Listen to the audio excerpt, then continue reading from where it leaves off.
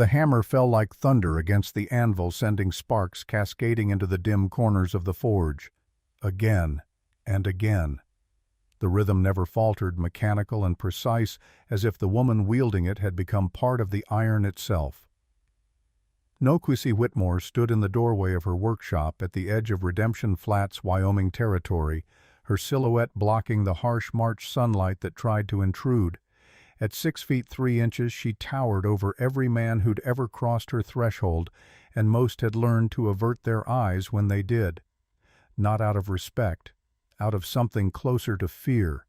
The town called her the mute Apache giant, though never to her face. They whispered it in the general store, murmured it over whiskey at the Silver Dollar Saloon, taught it to their children as a warning about what happens when bloodlines mix in ways God never intended. Half Apache, half white, all wrong. That's what the good people of Redemption Flats believed about the blacksmith woman who hadn't spoken a word of English in 14 months. She didn't care what they called her. Names were just sounds, and she'd stopped listening to sounds that didn't matter. The only language she spoke now was the ancient tongue of her mother's people, the Chiricahua Apache, and she spoke it only when absolutely necessary. Mostly she let her hands do the talking. The hammer, the tongs, the blade taking shape under her careful violence. 14 months. 426 days since they'd lowered Thomas Whitmore into the cold Wyoming ground. 426 days since she'd watched them cover her husband's coffin with dirt and lies, the official report stating he'd died in an Apache raid cut down by savages while defending his fellow soldiers. 426 days since she'd made her silent vow. She would not speak their language again until she knew the truth about how Thomas died, until someone paid for taking him from her.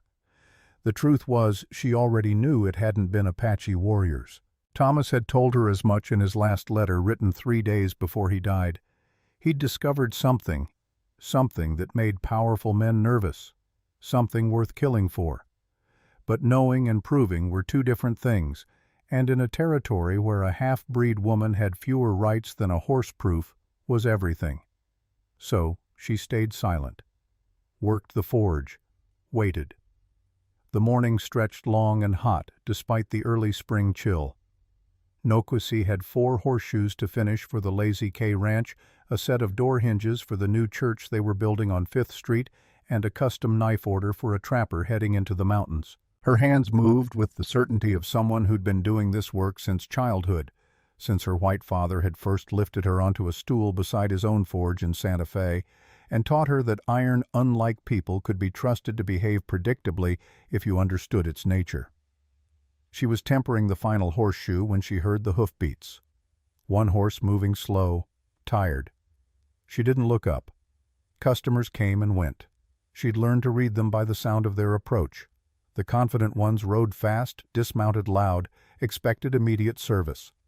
The uncertain ones hesitated at her door, cleared their throats, shuffled their feet, before finally speaking. This rider was different.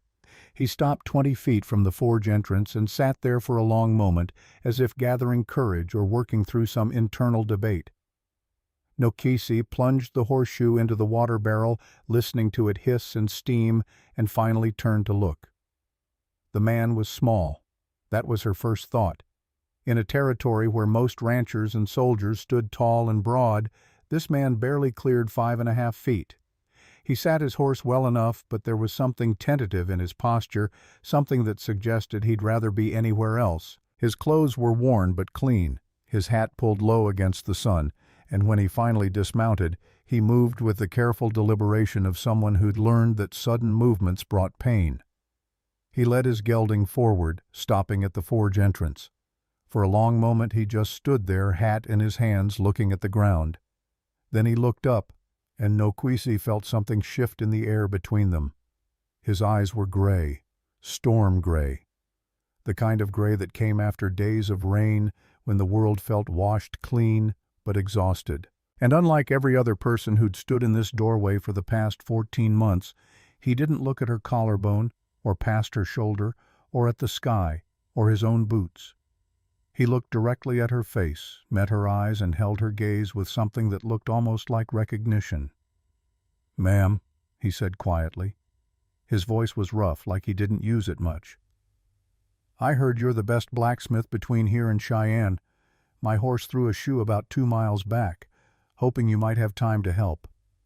Nokisi said nothing. She'd perfected the art of silence over 14 months, learned how to communicate everything necessary with gestures and expressions. She nodded once, then pointed to the hitching post. The man tied his horse and stood there awkwardly, shifting his weight from one foot to the other. Most men would have launched into conversation by now, filling the silence with weather observations or town gossip or crude jokes they thought might make the tall squaw smile. This man just waited, patient as stone. She moved to examine the gelding's hoof. Good horse. Well cared for. The kind of care that suggested its owner understood that loyalty worked both ways. As she worked, she could feel the man watching her, but it wasn't the usual surveillance.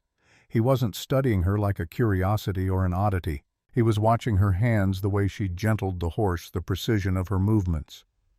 "You're good with him," the man said after a while. "He's usually skittish with strangers." Nokisi glanced up. The man was stroking the horse's neck, murmuring something too quiet for her to hear. She noticed the scar, then running from his left shoulder down to his wrist, visible where his sleeve had ridden up. Military injury, probably. This territory was full of men carrying wounds from the Apache wars, both the kind you could see and the kind you couldn't. She returned her attention to the hoof, selecting the right shoe from her stock, heating it to the proper temperature. The familiar rhythm of the work settled her racing thoughts. There was something unsettling about this man's presence, something that made the carefully constructed walls around her grief feel suddenly unstable. When she finished, she straightened to her full height and met his eyes again. He didn't step back, didn't flinch, just looked up at her with those storm-colored eyes and something that might have been sadness. "Thank you," he said. He reached into his pocket and pulled out coins, counting them carefully into her palm. His fingers brushed against hers, and she felt the calluses there, the kind that came from ranch work and rifle grips. His hands trembled slightly, just enough that she noticed. "I'll be back," he said, mounting his horse with practiced ease. "Got 3 more horses that'll need shoeing come fall." Fall was 6 months away. They both knew it.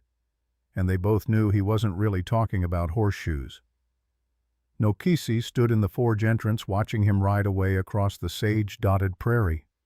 Her palm still burned where his hand had touched it, and she hated herself for noticing. Thomas had been dead 14 months. 14 months wasn't long enough to forget. 14 months wasn't long enough to stop waking up reaching for someone who wasn't there. She turned back to her work, tried to lose herself in the familiar patterns of heat and metal and repetition. But something had changed. The afternoon felt different, somehow charged with a possibility she couldn't name and didn't want to acknowledge. The sun was setting when Sheriff Morrison appeared in her doorway, his bulk blocking what remained of the light. He didn't bother with pleasantries. "Saw Beckett Carraway leaving here earlier," Morrison said, his voice carrying the lazy menace he used when he wanted to intimidate. "That man's got a reputation for being difficult, unreliable. You'd do well to be careful who you associate with, Sarah." She hated when they called her that. Sarah. Her white name. The name Thomas had used because Nokisi was too hard for his tongue, too foreign for his world. But she didn't correct Morrison. Didn't say anything. Just stared at him with the blank expression she'd perfected, the one that made men like him uncomfortable. "Council's been talking," Morrison continued, shifting his weight. "Been 14 months since Thomas passed. That's a respectable mourning period. Long enough. We think it's time you started considering your future. Can't run this forge forever, not alone. Not a woman." He let the words hang there, weighted with implication. Nokisi knew what was coming. She'd heard variations of this speech before from Morrison, from members of the town council, from well-meaning church ladies who thought they were helping. They wanted to marry her off, put her under some man's control, preferably someone who'd take the forge and the property and leave her to fade into appropriate feminine invisibility. "We've got some prospects in mind," Morrison said. "Good men, respectable, willing to overlook certain complications. We'll be scheduling a meeting soon to discuss terms." He touched the brim of his hat, a mockery of courtesy, and left. Nokwisi stood alone in the gathering darkness, her hands clenched so tight her nails drew blood from her palms. Terms. Like she was property to be negotiated, like Thomas hadn't left her this forge, this business, this life specifically because he knew she could handle it. Like her skills and strength and intelligence meant nothing compared to her gender and her bloodline. She walked to the back of the forge where she kept Thomas's things. A trunk carefully locked containing his letters, his uniform, his personal effects. She'd been through everything 100 times searching for clues about what he'd discovered, what had gotten him killed. The official story said Apache raiders, but Thomas's last letter told a different story. She pulled out that letter now, the paper soft from repeated handling, his handwriting so familiar it made her chest ache. My dearest Nokwisi, if you're reading this, something has happened to me. Don't believe what they tell you. The Apache aren't the enemy here. I've discovered something about the weapons shipments, about who's profiting from this endless war. I've documented everything, but I need to get the evidence to someone I can trust. If anything happens to me, find a man named Beckett Caraway. He's the only one I trust. He'll understand. He'll help you. I love you. Always. Thomas. Beckett Caraway. The man who'd stood in her forge this afternoon looking at her with those storm-gray eyes. The man Thomas had trusted. The man who'd ridden away 14 months ago and never come back, never offered condolences, never acknowledged that Thomas had died. Nokwisi carefully refolded the letter and locked the trunk again. Her hands were shaking now, and not from fear, from something closer to rage. Thomas had trusted this man, had specifically named him, and yet Caraway had stayed silent, stayed away, let her grieve alone while whatever truth Thomas had discovered remained buried. Until today, until he'd shown up with a lame horse and trembling hands and eyes that held too many secrets. She walked back to the forge entrance and stared out at the darkening prairie. Somewhere out there, Beckett Caraway was riding back to whatever life he'd built in the 14 months since Thomas died. A life built on silence and cowardice if her suspicions were correct. But he'd said he'd come back, and Nokwisi intended to be ready when he did. Ready with questions he wouldn't be able to avoid, ready to finally break her silence if it meant getting answers. The wind picked up, carrying the scent of sage and distant rain. In the mountains to the east she could see storm clouds gathering black against the purple sky. Tomorrow would bring rain. Tomorrow would bring cleansing. Tomorrow would bring Beckett Caraway back to her forge, whether he knew it yet or not. She'd waited 14 months for the truth about Thomas's death. She could wait one more day, but not much longer. Her patience, like her silence, had limits, and those limits were beginning to crack. Nokwisi closed and locked the forge, checked on the horses in the small stable behind the building, and walked to the tiny cabin she'd shared with Thomas. Inside, she didn't light a lamp. Didn't need to. She knew every inch of this space by heart, could navigate it blind. She sat in Thomas's chair, the one he'd built with his own hands, and let herself remember. Not the pain of losing him, not the rage at whoever had taken him. Just the simple memory of his laugh, the way he'd called her his mountain girl, the gentle certainty of his love. I found him, she whispered in Apache to the darkness. The man you trusted, he came today.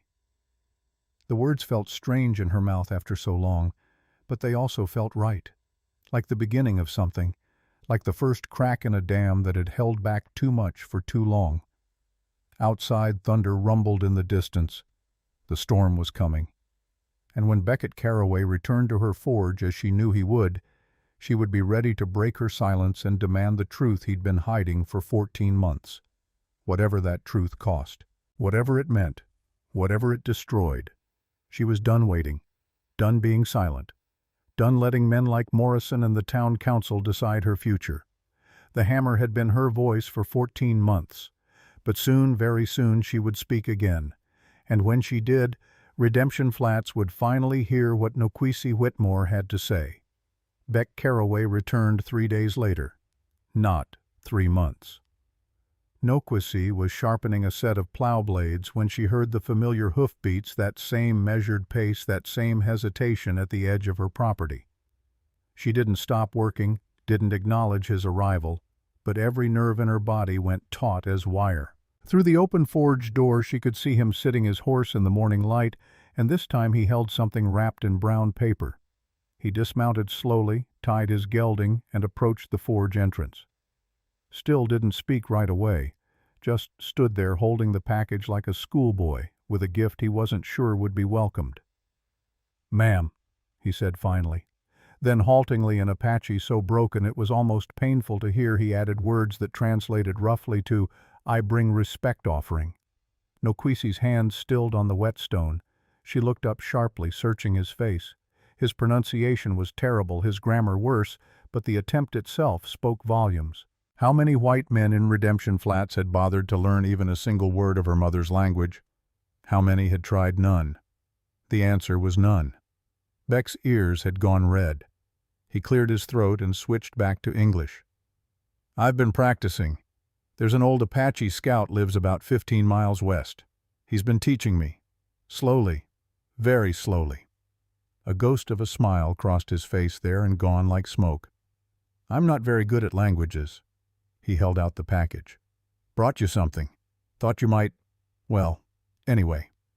Nokwisi set down the blade and whetstone, wiping her hands on her leather apron. She took the package carefully, their fingers not quite touching this time, and unwrapped it. Inside was a book. Not new, but well cared for. The cover read, "Advanced Metallurgy and Forge Techniques." It was the kind of book that cost real money, the kind most blacksmiths in the territory couldn't afford or wouldn't bother with. She looked at Beck, questions in her eyes she couldn't ask. "Saw it in a catalog," he said quietly. "Thought you might find it useful. You do good work, better than good. Figured you might want to do even better." He shifted his weight, uncomfortable. "If you don't want it, I understand. I just thought—" Nokwisi carefully rewrapped the book and set it on her workbench. Then she did something she hadn't done in 14 months. She nodded her thanks, a deliberate, formal gesture, and placed her right hand briefly over her heart. The Apache sign for gratitude, for recognition of a gift freely given. Beck's eyes widened slightly. He mirrored the gesture, clumsy but sincere. "My fence," he said after a moment. "Part of it came down in that storm 2 nights ago. Some of the posts rotted through. Thought you might have spare iron brackets, or could make some." Nokwisi gestured for him to show her what he needed. He pulled a rough sketch from his pocket, dimensions carefully noted. She studied it, then nodded and held up 5 fingers. 5 days. He nodded agreement. "Mind if I sit while you work?" he asked. "It's a long ride back and my horse could use the rest." It was a lie. They both knew it.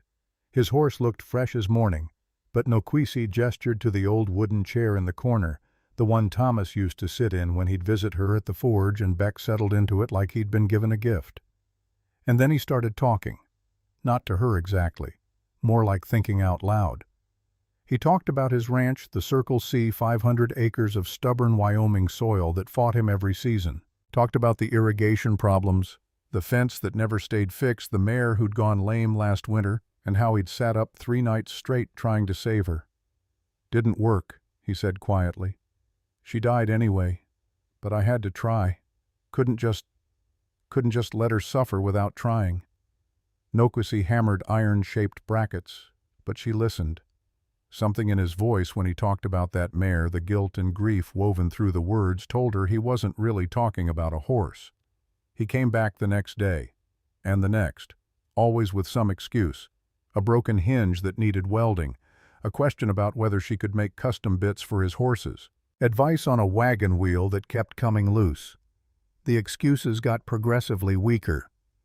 On the 5th day, he showed up with a fence post that was clearly, obviously, deliberately cracked with an axe. "Rotted through," he said, not quite meeting her eyes. Nokwisi looked at the post, looked at Beck, raised one eyebrow. Beck's face went crimson. "Well, mostly rotted. The rot was internal, structural. Had to make sure it was really broken before I—" He trailed off, sighed, set the perfectly good fence post down. "I'm a terrible liar," he admitted. "Always have been. Thomas used to say I had the worst poker face in the territory." He froze as soon as the name left his mouth, horror dawning in his eyes. "I'm sorry, I shouldn't have. I didn't mean to." But Nokusi had gone very still. For 14 months no one had spoken Thomas's name in her presence. The town treated his death like something indecent to be whispered about but never acknowledged directly. And here was Beck Carraway saying it out loud, like it was natural, like Thomas had been a real person who mattered, not just an uncomfortable memory. She gestured sharply. "Sit. Now." Beck sat, his hands gripping his knees, waiting.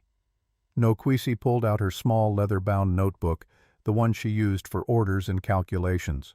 She wrote carefully in English, her handwriting precise despite the tremor in her fingers. "You knew him." Beck read the words, and something broke in his face. "Yes, I knew Thomas. We served together. Same unit. He was the best man I ever met." Nokusi wrote again. "He died 14 months ago. You never came." "I know." Beck's voice was barely a whisper. "I know I should have. I wanted to. Every day I wanted to. But He stopped, struggling. "I was afraid, ma'am. Terrified. Thomas knew it. I think maybe you're starting to know it too." She wrote, "Why come now?" Beck was silent for a long time. Outside, a hawk circled overhead, its cry sharp and lonely. Finally he spoke. "Because I can't sleep anymore. Haven't slept through a night in 14 months. Every time I close my eyes I see things I don't want to see. And I realized that hiding wasn't making it better. Hiding was making it worse." He looked at her directly. "Thomas told me once that courage wasn't about not being afraid. It was about doing the right thing, even when you're terrified. I've been terrified for 14 months. But I'm trying to do the right thing now, even if it's too late." Nokwisi stared at him, her mind racing. This man knew something about Thomas, about how he died. She could see it in every line of his body, hear it in every careful word. She wrote, "Tell me." Beck shook his head. "I can't. Not yet. Not until I'm sure it's safe. For you." He leaned forward, urgency in his voice. "They're watching you, ma'am. Morrison and his people. They want you gone, out of this town, and they don't care much about how that happens." She already knew this. Morrison had made it clear enough, but hearing Beck confirm it sent ice down her spine. "I'm going to help you," Beck said. "However I can. I owe Thomas that much. I owe you that much. But you have to trust me. And I know I haven't given you any reason to." Nokusi closed the notebook and sat back, studying him. Trust. What a strange word. What a dangerous thing to ask. But Thomas had trusted this man. That letter hidden in her trunk specifically named Beckett Carraway as the only one who could help. The question was, help with what? What had Thomas discovered? What had gotten him killed? She made a decision, pulled out the notebook again and wrote, "Come tomorrow, evening, after dark, back door." Beck read it and nodded slowly. "I'll be here." He left without asking for the fence brackets he'd supposedly come for, and Nokwisi watched him ride away with her heart hammering against her ribs. She'd just invited him into her space, her private sanctuary after dark, when no one would see. It was dangerous, potentially foolish, but necessary. If Beck knew something about Thomas's death, she needed to hear it, whatever the risk. The day crawled by with excruciating slowness. Nokwisi worked mechanically, finishing orders, organizing her tools, anything to keep her hands busy and her mind from spiraling. As sunset approached, she found herself checking the road constantly, half expecting Morrison or his deputy to appear somehow, knowing what she'd planned. No one came. As full dark settled over the prairie, she heard the soft knock at her back door. 3 taps, deliberate and careful. She opened it to find Beck standing there, hat in his hands, looking more nervous than she'd ever seen him. She gestured him inside. Her cabin was small, barely more than a single room with a sleeping area curtained off in the corner. A table, 2 chairs, a wood stove. The life she'd built with Thomas now reduced to the bare essentials of survival. Beck sat when she indicated, and for a moment neither of them moved. The silence stretched taut between them, full of 14 months of unspoken words, unanswered questions, grief that had nowhere to go. Finally, Nokwisi pulled Thomas's trunk from under the bed and opened it. She took out the last letter, the one that mentioned Beck's name, and placed it on the table between them. Beck stared at it like it was a rattlesnake. His hands trembled visibly. "You want me to read it?" he asked. She nodded once. Beck picked up the letter with shaking fingers and read. She watched his face change as he processed the words, watched pain and guilt and something like horror wash over his features. When he finished, he carefully set the letter down and pressed both palms flat against the table like he needed something solid to hold on to. "He wrote your name," Beck said, his voice thick. "He told you to find me." Nokwisi nodded again, then pointed to the letter, then to Beck. The question was clear. "Why you? What do you know?" Beck stood abruptly and paced to the window, staring out into the darkness. When he spoke, the words came slow and heavy, like each one cost him something. "The night Thomas died," he said, "I was supposed to be on watch with him. Same shift. We'd pulled guard duty together dozens of times. It was routine." He paused. "But that night, about an hour into the shift, Lieutenant Morrison, the sheriff's brother, told me to go back to the barracks. Said they needed me for something else. I didn't question it. You don't question orders." He turned to face her, and in the lamplight she could see tears on his face. "Thomas stayed out there alone. An hour later we heard shots. By the time we got there, Thomas was dead. 3 arrows in him. Apache arrows." Beck's voice broke. "The official report said raiders. Quick attack. Nothing anyone could have done." Nokwisi wrote, but there were no tracks," Beck said. "No unaccounted for horses, no signs of a larger force, just Thomas dead with Apache arrows that looked wrong. Too clean, too precise, like they'd been placed, not fired in combat." He wiped his eyes roughly. "I tried to say something, tried to ask questions. Morrison, the sheriff, he shut me down fast. Told me I was in shock. That grief makes people see conspiracies where there aren't any." He came back to the table and sat down heavily. "I knew Thomas had been investigating something. He'd been asking questions about weapons shipments, about where certain supplies were going, why the Apache raids seemed to intensify whenever new rifle shipments came through. He was documenting everything, taking notes." Beck looked at Nokwisi. "Did he keep records? Papers, anything?" She shook her head. If Thomas had kept such documents, they weren't in the trunk, weren't anywhere she'd found. "Morrison must have taken them," Beck said. "After Thomas died, before anyone else could see." Nokwisi wrote furiously, "Why didn't you tell? Why stay silent?" Beck's face crumpled. "Because I'm a coward. Because 2 days after Thomas died, Morrison came to my ranch. Told me my mother and sister back in Missouri, they were doing well. Healthy. Safe. Said it would be a shame if anything happened to them. If raiders came through. If accidents occurred." His voice went hollow. He didn't have to say more. "I understood. Keep quiet, or everyone I love dies." The words hung in the air between them, ugly and undeniable. Nokwisi felt rage building in her chest, hot and bitter. This man had known. For 14 months he'd known Thomas was murdered, and he'd said nothing. Let her grieve alone. Let the lie stand. She stood abruptly, her chair scraping back. Beck flinched but didn't move, didn't try to defend himself. "I know," he said quietly. "I know you hate me. You should. I hate myself, every single day." He looked up at her, and the anguish in his eyes was so raw it stopped her cold. "But I'm here now. I'm telling you now. Because Thomas was right. This has to stop. Morrison and whoever else is involved, they're still doing it. Still profiting from death. And I can't stay silent anymore. Even if it costs me everything." Nokwisi picked up the notebook, her hand shaking so hard she could barely write. "Your family?" "I sent them away," Beck said. 3 weeks ago. Told them there was trouble coming, told them to go east and not tell anyone where. They're safe now, beyond Morrison's reach. He swallowed hard. Which means I can finally do what I should have done 14 months ago. I can help you find the truth. Help you get justice for Thomas. She wrote, "How?" "I don't know yet," Beck admitted. "But I know people Thomas trusted. I know where he might have hidden evidence if he suspected he was in danger. And I know Morrison's patterns, his connections." He met her eyes. "I can't bring Thomas back. Can't undo my cowardice.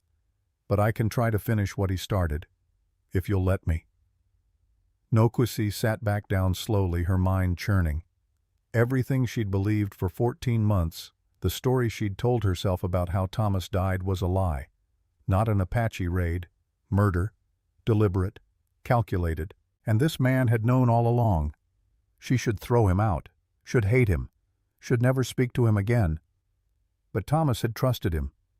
Even knowing Beck was afraid, even knowing he might not be brave enough to act, Thomas had named him in that letter, had believed that eventually somehow Beck would do the right thing. And here he was, finally. 14 months too late, but here. She wrote, "I don't forgive you." Beck nodded. "I don't expect you to. I don't forgive myself. But I need your help. You have it, whatever it takes." Nokwisi closed the notebook and stood moving to the window. Outside, the prairie stretched dark and endless under a sliver of moon. Somewhere out there, Thomas's murderers were sleeping soundly, thinking they'd gotten away with it, thinking a half-breed widow was too powerless, too voiceless, too broken to fight back. They were wrong. She turned back to Beck, and for the first time in 14 months, she felt something other than grief. She felt purpose, anger, determination. She pointed to herself, then to Beck, then made a gesture that meant alliance, partnership, together. Beck stood understanding. "Together," he agreed. "We find the truth, we make them pay." A sudden sound outside froze them both. Hoofbeats, multiple horses, moving fast. Beck moved to the window and cursed under his breath. "Morrison and Deputy Hayes, they're coming here." Nokwisi's mind raced. If they found Beck here alone with her after dark, they'd have all the excuse they needed to cause trouble. Or worse. She grabbed Beck's arm and pulled him toward the back door, but it was too late. A heavy fist pounded on the front entrance.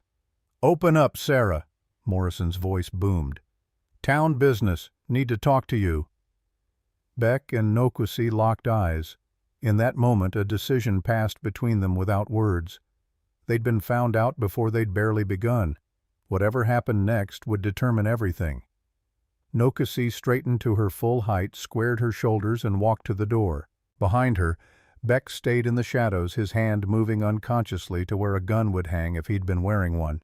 She opened the door to find Morrison and Hayes flanking two other men she didn't recognize. Council members, probably. All four stared at her with expressions that mixed disgust and something hungrier, more predatory. "We've made a decision," Morrison said without preamble, "about your situation. Council vote was unanimous. You're to be married within the month. We've selected 3 suitable candidates. You'll meet them tomorrow at the town hall and choose one." He smiled, and it was the smile of a man who enjoyed wielding power over the powerless. "This is for your own good, Sarah. A woman can't live alone. Not proper. Not safe." From the shadows behind her, Beck stepped into the lamplight. Morrison's smile vanished. "Caraway, what the hell are you doing here?" "Visiting," Beck said calmly. "Is that illegal now, Sheriff?" "After dark alone with an unmarried woman," Hayes sneered. "Might be. Might be very illegal depending." The threat hung in the air, toxic and clear.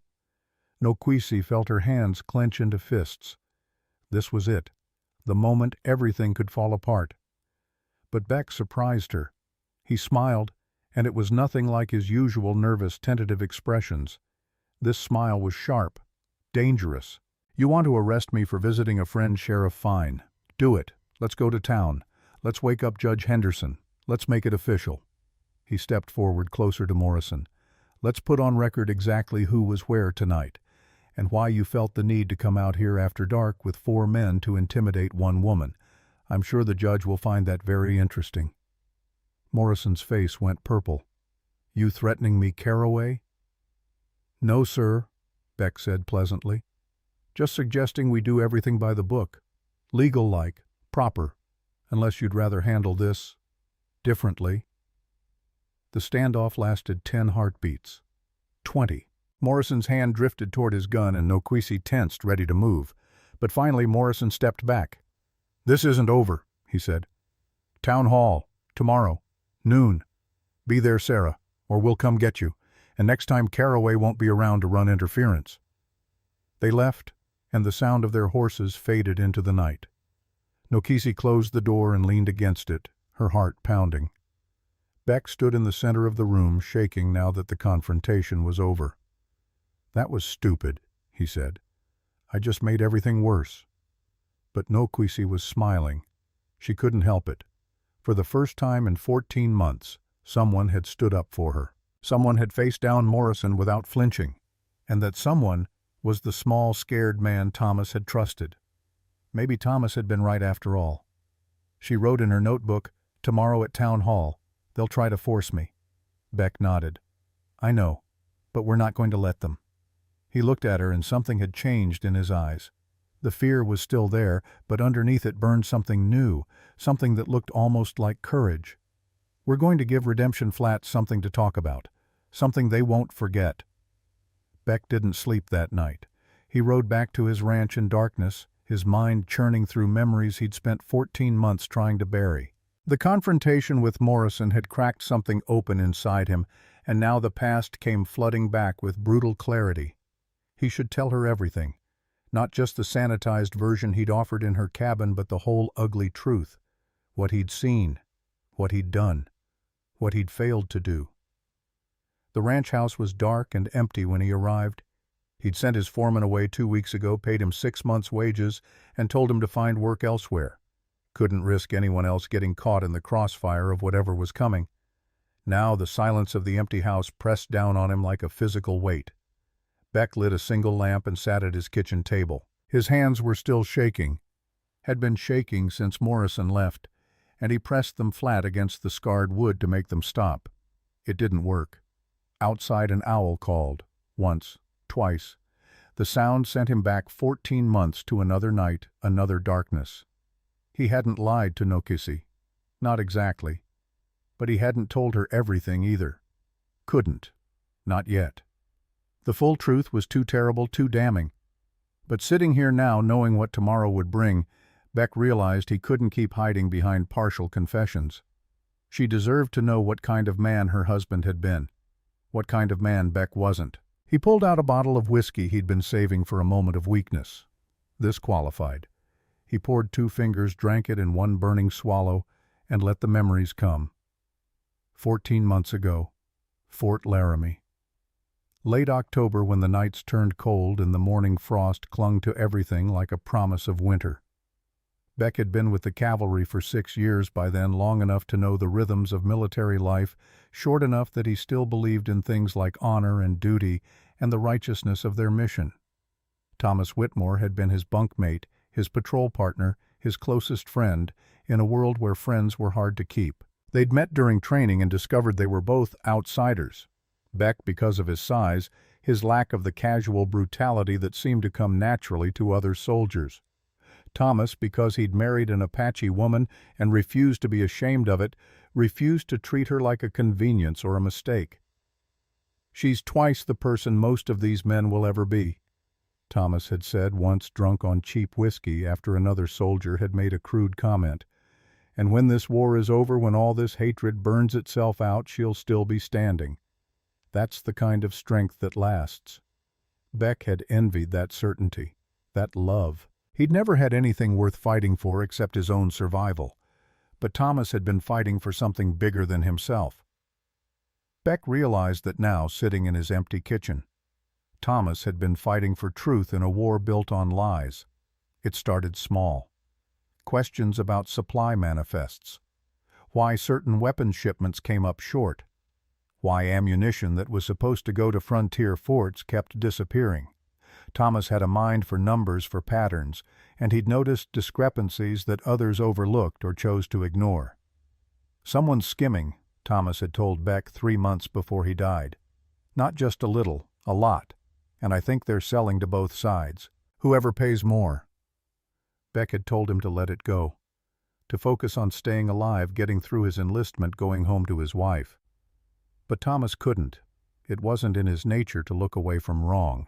He'd started keeping records. Careful documentation of every shipment, every order, every unexplained shortage. He'd written letters to superior officers asking questions in the careful language of someone who knew he was walking on dangerous ground. And then, 2 weeks before he died, Thomas had discovered the name at the center of it all.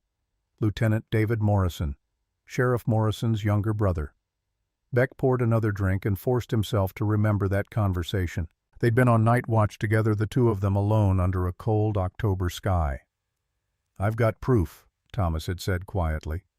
"Not enough to take to the authorities yet, but enough to know I'm right. Morrison's running the whole operation. He's got connections in town and the fort, probably all the way up to territorial command. And Beck, the money they're making.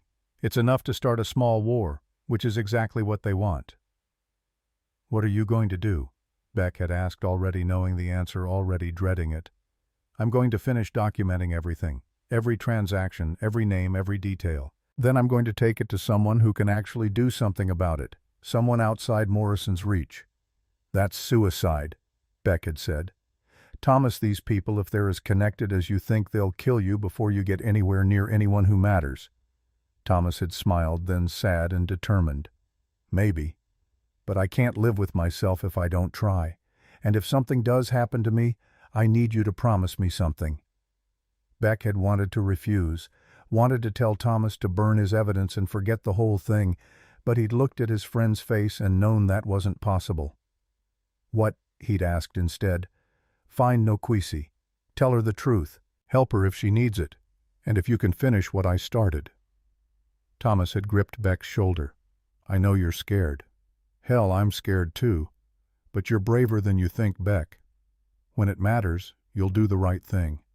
I believe that." Beck had promised. Of course he had.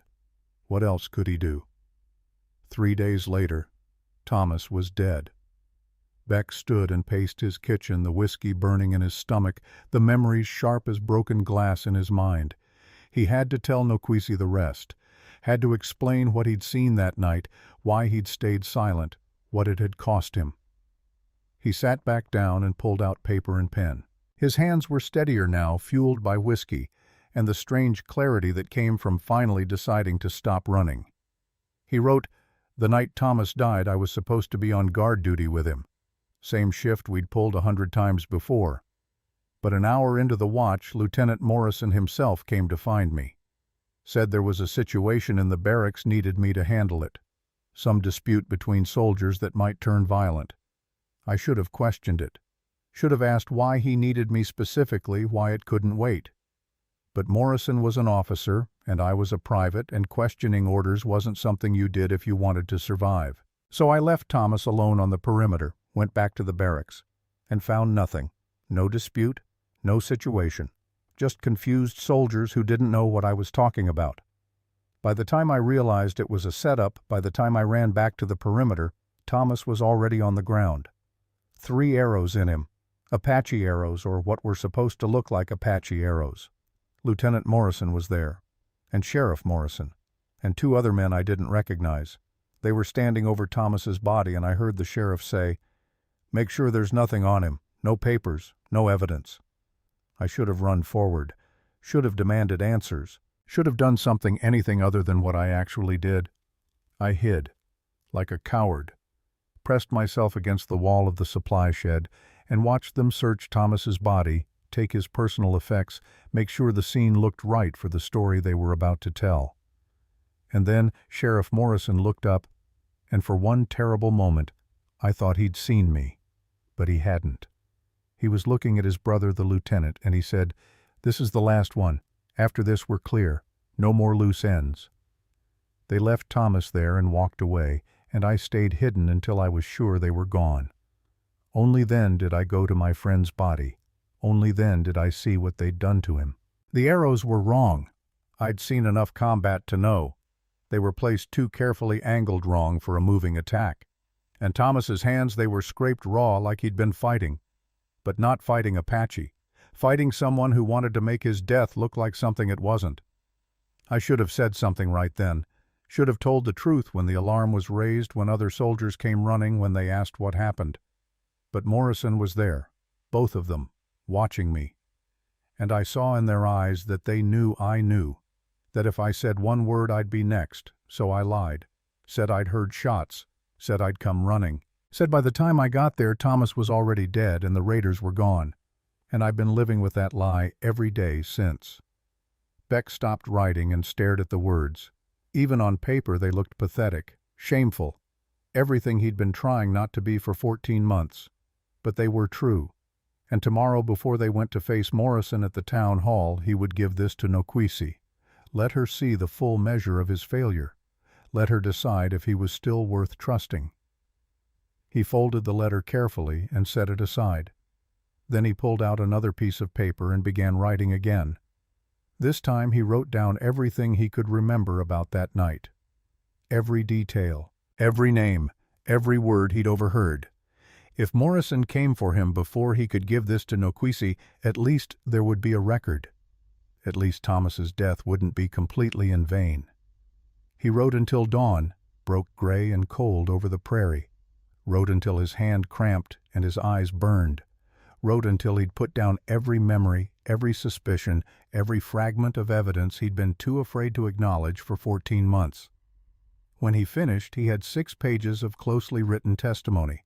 Not proof exactly, but enough to point someone in the right direction, enough to ask the right questions. He sealed the pages in an envelope and addressed it to Judge Henderson in Cheyenne.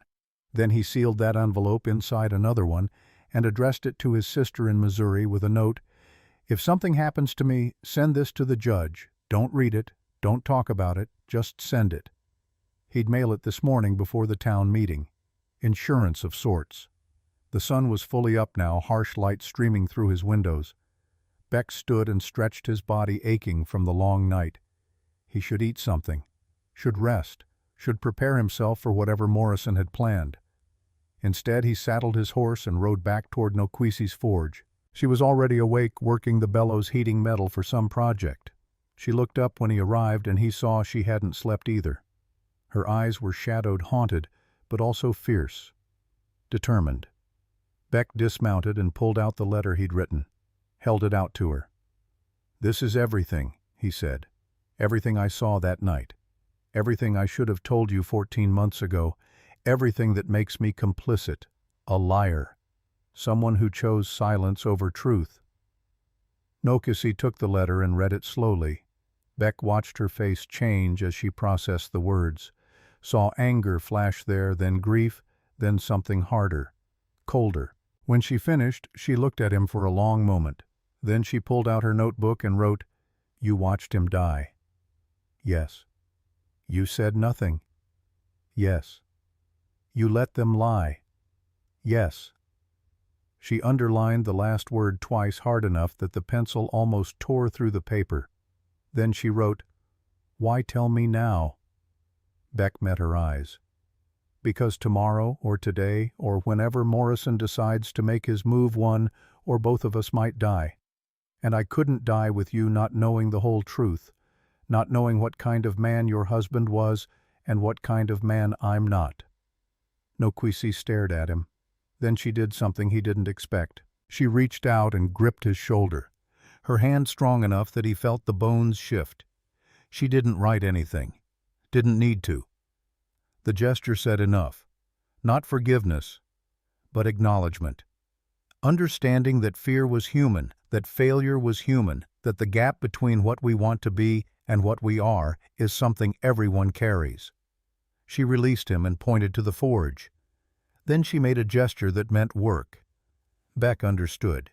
They would work together this morning, side by side, building the courage they'd need for what was coming. He rolled up his sleeves and stepped into the heat of the forge, and for the first time in 14 months, he felt something other than guilt. He felt purpose. They worked without speaking for 2 hours.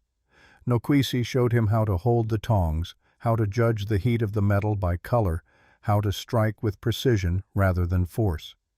Beck was clumsy at first, but she was patient, correcting his grip, guiding his strikes. It was almost peaceful, almost like they were just two people learning to trust each other rather than two people preparing for war. Around mid-morning, Nokasi stopped and pulled out her notebook. She wrote, "Morrison will try to force me to choose a husband today." Beck nodded. "That's his plan. Control you through marriage. Make sure you can't cause trouble. What if I don't choose? He'll choose for you, or worse." Nokwisi tapped the pencil against the page, thinking.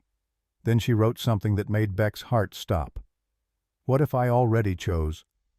He read it twice, making sure he understood. "What do you mean?" She looked at him directly, and there was calculation in her eyes. Strategy.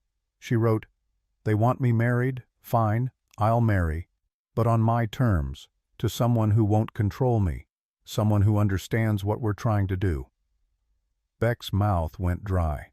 "You're not suggesting—" "You," she underlined it, "marry me, Beck Carraway, today, before the town meeting." He stared at the words, his mind reeling. "That's crazy. Morrison will never accept it. And you don't want to marry me. You barely trust me." She wrote furiously, "I don't trust Morrison. I don't trust the council. I trust that you love Thomas. I trust that you're finally trying to do the right thing. And I trust that if we're married legally bound, they can't separate us. Can't force me into something else." Beck paced away, running his hands through his hair. She was right in a cold, strategic way. If they married, Morrison's plan fell apart. He couldn't force her to marry one of his chosen men if she was already someone's wife. But marriage. To Nokwisi. To Thomas's widow. The weight of it pressed down on him. Nokwisi wrote, "Thomas asked you to help me. This is how you help. This is how we both survive long enough to finish what he started." "But what about you?" Beck asked. "What about what you want? You loved Thomas. You're still grieving him." She wrote, "I will always grieve him, but he's dead, and we're alive, and if we want to stay that way, we need to be smart, strategic." She looked at him. "This isn't about love. It's about survival, about justice. Can you accept that?" Beck looked at her, standing there in her forge, this tall, fierce woman who'd endured more in 14 months than most people endured in a lifetime. She was offering him a way forward, a way to honor his promise to Thomas while also protecting her from Morrison's schemes. It was practical, strategic, completely insane. "If we do this," Beck said slowly, "Morrison will know it's a trick. He'll retaliate. Let him try. He might kill us. He might kill us anyway." Beck laughed short and bitter. "You're right. We're probably dead either way. Might as well go down fighting." Nokisi almost smiled. "Almost." She wrote, "Is that a yes?" Beck took a deep breath, thought about Thomas, about promises made and broken, about courage and cowardice and the strange paths that led people to moments like this. "Yes," he said, "I'll marry you, today, right now if we can find someone to do it." Nokwisi nodded once, decisive. She moved to the back of the forge and pulled out a small wooden box. Inside was a simple gold ring, Thomas's wedding band, the one they'd buried him without because she'd wanted to keep it. She held it out to Beck. He shook his head violently. "No, I can't. That's his." She pressed it into his palm and closed his fingers around it. Then she wrote, "He would understand. He would want this, want us to survive, to finish his work." Beck's vision blurred with tears. He looked at the ring in his hand, feeling the weight of it, the history. Then he nodded. "Okay," he whispered. "Okay." Nokwisi gathered a few items quickly, a clean dress, some papers, the letter from Thomas. She moved with purpose, no hesitation, and Beck realized this wasn't a sudden decision for her. She'd been thinking about this, planning it, maybe since last night. She was smarter than Morrison gave her credit for. Smarter than the whole town understood. They would marry in secret this morning. Then they would go to the town meeting together, united, and watch Morrison's face when he realized his plan had been outmaneuvered by the woman he'd dismissed as powerless. It wouldn't save them. Not ultimately. Morrison would find other ways to come after them. But it would buy time. And right now, time was the only weapon they had. Beck mounted his horse and Nokisi climbed onto hers, a massive black mare that matched her height perfectly. Together they rode toward the small church on the edge of town, where an old frontier preacher named Father Mackenzie lived. The sun was high now, burning away the morning chill. In a few hours they'd face Morrison and the council. But first they'd become husband and wife, partners in survival, allies in war. It wasn't the marriage either of them had imagined. But then again, nothing about their lives had gone as imagined. Sometimes you had to accept what was possible instead of mourning what was lost. Sometimes survival was the only victory that mattered. Father Mackenzie was feeding his chickens when they arrived, scattering grain with the methodical patience of a man who'd found peace in small rituals. He was 70, if he was a day bent with age, but sharp-eyed, and he'd been ministering to the scattered souls of Redemption Flats since before the town had a proper name. He looked up at the sound of their horses and froze the grain forgotten in his weathered hand. His gaze moved from Beck to Nokisi and back again, reading something in their faces that made him set down his bucket and wipe his hands on his trousers. "This is either a wedding or a funeral," he said in his gravelly voice, "and since you're both still breathing, I'm guessing wedding." Beck dismounted and helped Nokisi down, though she didn't need the help. Father Mackenzie watched the gesture with interest. "We need you to marry us," Beck said without preamble. "Now, this morning, before noon." The old priest tilted his head. "That's mighty sudden, son. Known each other long?" "Long enough," Beck said. "And you, daughter?" Father Mackenzie addressed Nokisi directly, not through Beck like most men would. "You want this? Of your own free will. Nobody's forcing you." Nokisi pulled out her notebook and wrote carefully, "My choice, my decision. Please help us." Father Mackenzie read the words and nodded slowly. "You're Thomas Whitmore's widow. I remember you from the funeral. You haven't spoken since that day." She nodded. "And you," he turned to Beck, "you're the one who served with him, the one who came home when he didn't." Beck's jaw tightened. "Yes, sir." The old priest studied them both for a long moment. Then he said, "Come inside. We'll talk before we do anything hasty." They followed him into the small rectory attached to the church. It smelled of old books and candle wax and the particular loneliness of spaces inhabited by only one person for too long. Father Mackenzie gestured for them to sit at his plain wooden table and took the chair across from them. "Now," he said, "tell me true. Why the rush? Why the secrecy?" Beck opened his mouth, but Nokisi's hand on his arm stopped him. She wrote in her notebook for several minutes while both men waited. When she finished, she turned it so Father Mackenzie could read. The old priest's expression shifted as he read, moving from curiosity to concern to something harder. When he finished, he looked at them with new understanding. "Morrison's trying to force you into marriage," he said to Nokisi. "And you're outmaneuvering him by choosing your own husband. Clever." He looked at Beck. "But dangerous. For both of you. Morrison doesn't take kindly to being made a fool." "I know," Beck said. "We both know. But we're out of good options. This is the only move we have left." Father Mackenzie stood and paced to the window, looking out at his small plot of land. "I could refuse. Tell you both to go home. Wait. Think this through properly." "You could," Beck agreed. "But you won't." The priest turned one eyebrow raised. "Oh, and why's that?" "Because you knew Thomas. You buried him. And you know the official story about how he died doesn't make sense." Beck leaned forward. "You've been wondering for 14 months what really happened. Now you have 2 people in your home willing to tell you the truth. 2 people who need your help to stay alive long enough to prove it." Father Mackenzie returned to his chair and sat heavily. "You're asking me to take sides against the sheriff, against the town council, against some very powerful people."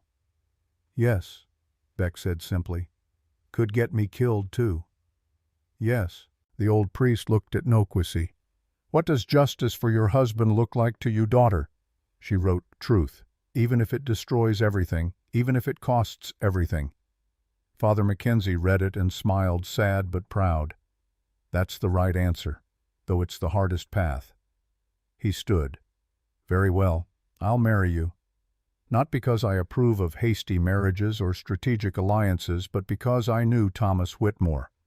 Knew he was a good man. Knew he deserved better than an unmarked grave and a lie carved into history. He pulled out the marriage register and opened it to a blank page. But before we do this, I need you both to understand something. Marriage isn't just a legal contract. It's a covenant, before God and community. Once we do this, you're bound. In the eyes of the church, in the eyes of the law. That bond doesn't break just because the emergency passes. You understand? They both nodded. Then let's begin.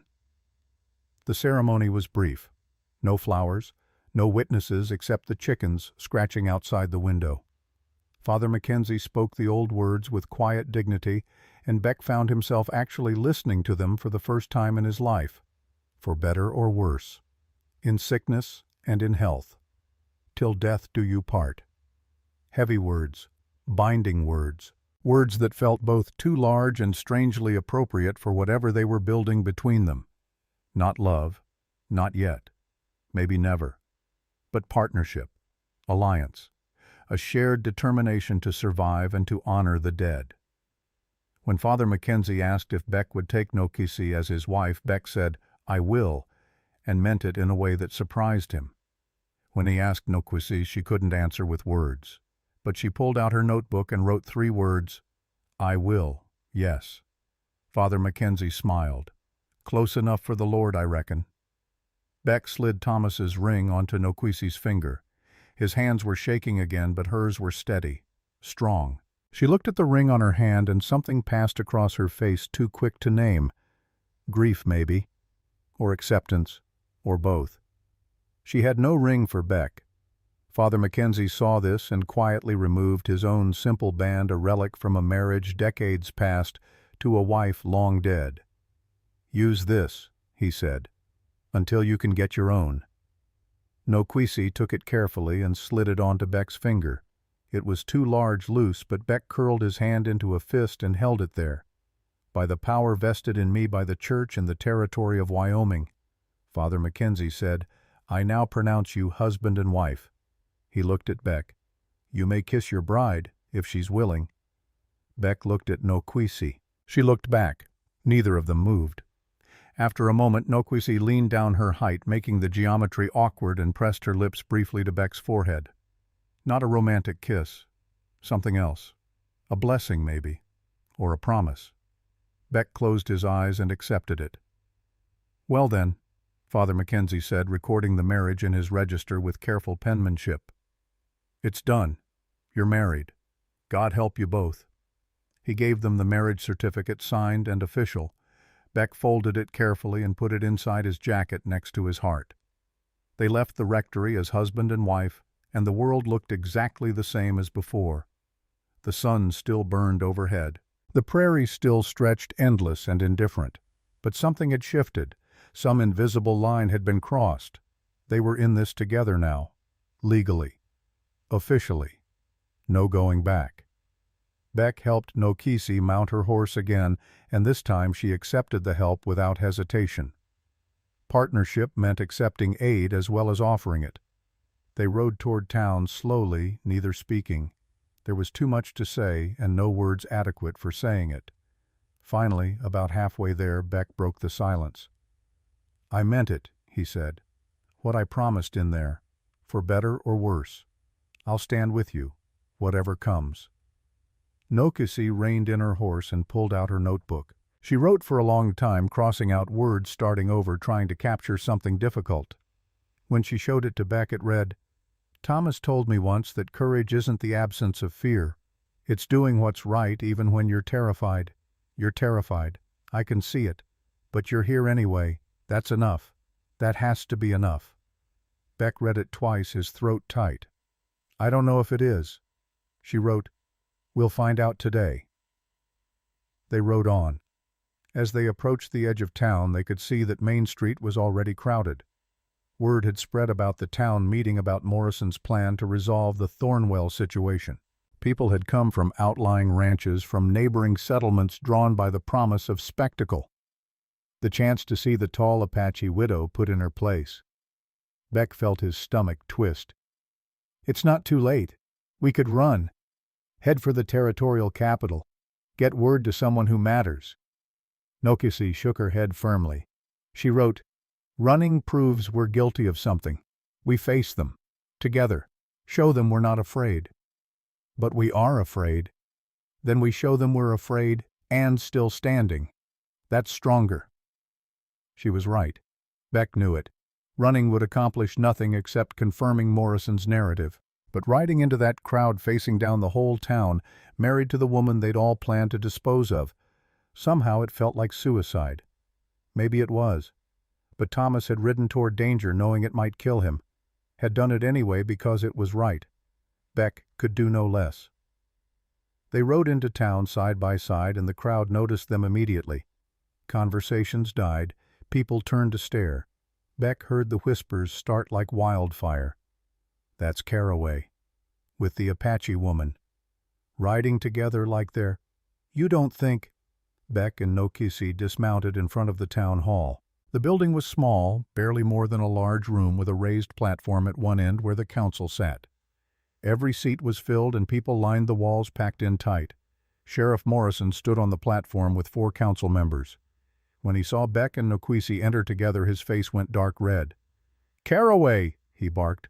"This is a private council matter. You're not invited." Beck walked forward and the crowd parted around him like water around stone. "Actually, Sheriff, I believe I am, since this meeting concerns my wife." The room erupted. Gasps, shouts. Someone's chair fell over backward. Morrison's hand went to his gun. "Your what?" Beck pulled out the marriage certificate and held it up. "My wife, Nokisi Caraway, married this morning by Father Mackenzie, legal and binding. Would you like to see the certificate?" Morrison's face went from red to purple. Deputy Hayes stepped forward, hand on his own weapon, but Morrison waved him back. "You can't," Morrison sputtered. "The council hasn't approved. The courtship period. The proper procedures." "Funny," Beck said mildly. "I don't recall needing council approval to marry. Maybe I missed that law. Could you point it out to me? The specific statute that says a man needs permission from the town council to marry the woman of his choice." Silence. Morrison had no answer because there was no such law. Beck had outmaneuvered him at least temporarily, and the sheriff knew it. Councilman Peters stood trying to regain control. "This is highly irregular. We had candidates selected. Suitable men who were willing to take on the responsibility of the forge and the property." "The property is mine," Nokisi said. The room went dead silent. Every person in that hall turned to stare at her. Some had never heard her speak English before. Others had forgotten she could. The sound of her voice after 14 months of silence had the impact of a thunderclap. She stood at her full height, towering over everyone around her, and continued in English that was accented but clear. "The property is mine. The forge is mine. My husband Thomas Whitmore left them to me in his will, properly filed and witnessed. I am the owner. Not the council, not the town. Me." She pulled out a folded document from inside her dress. Thomas's will. Beck hadn't even known she had it with her. "And now I am married to Beck Caraway, by my own choice, by legal ceremony, with all proper documentation." She looked directly at Morrison. "So your meeting is pointless. Your candidates are rejected.